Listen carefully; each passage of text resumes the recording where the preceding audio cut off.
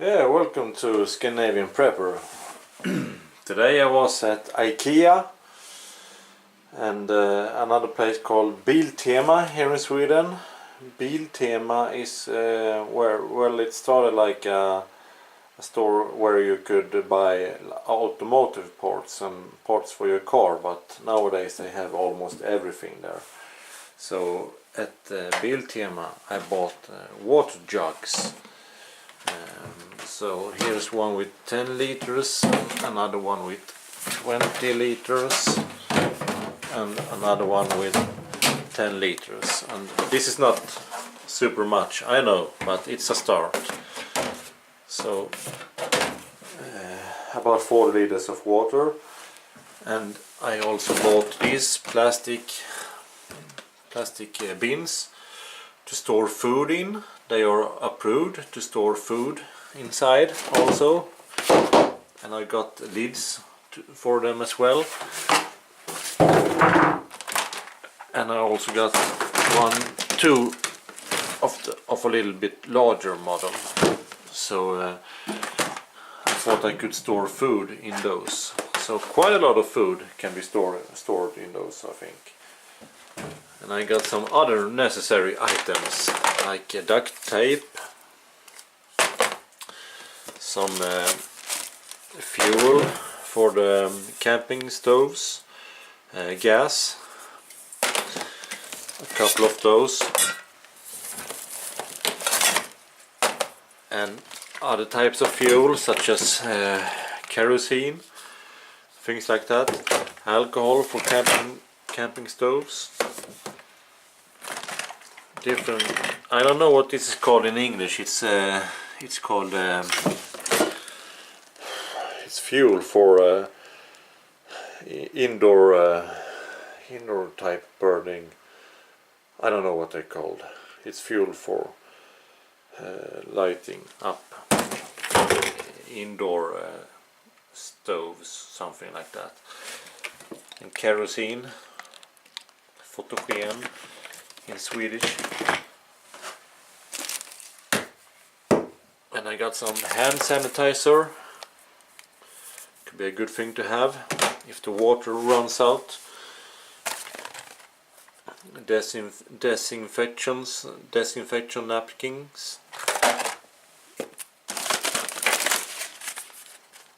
A long lighter. Aluminium blankets, very small, can be stored quite easily, and I can also have them in my EDC bag. Protective masks for dust and things like that, smoke perhaps, to some extent anyway. Rain ponchos, which I can carry in my EDC bag, a couple of those. Knives. I don't think these knives are made by Mora, but it's like kind of the same thing as a Mora knife. One with carbon steel and one with stainless steel. I don't know the difference between those really. I don't know what are the more practical difference between carbon steel and stainless steel. So here it says Biltema carbon steel, Sweden. I think they're made by Mora, actually. They look like a Mora knife. And this one is stainless steel. Let me see if I can pull it out.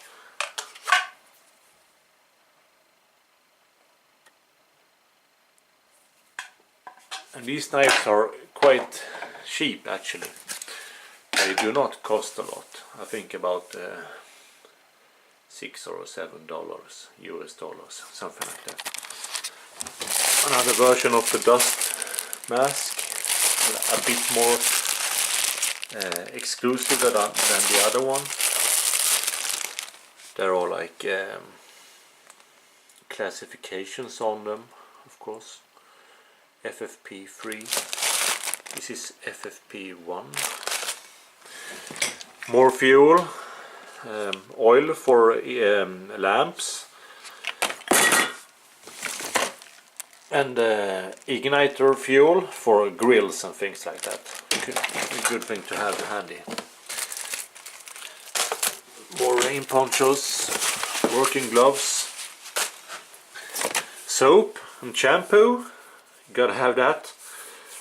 So I bought a couple of those. Sharpening stone for my axe and knives and things like that. And another small diamond sharpening thing called diamantbryne in Swedish. A more aluminum blanket. Some electrical tape. Of course I have some of these items already in my garage, in my carport. But these are things that I bought exclusively to be stored in my prepper storage. And some, I don't know about this, it's lightning fuel. You can peel small bits out of a block of wood that ignites easily if you want to start a fire. So this is perhaps somewhat unnecessary, but it's supposed to be used with your knife to peel small flakes of tinder off of this, and it's supposed to burn very easily. And it smells like there's a lot of sap in it, so yeah. Of course I think it burns very well, but there are other things to use as a fire starter. But yeah, why not try it? And I also went to IKEA, as I said, and got some candles. Candles are very cheap at IKEA. They cost almost nothing there. So, like 50 of those ordinary candles, a big box.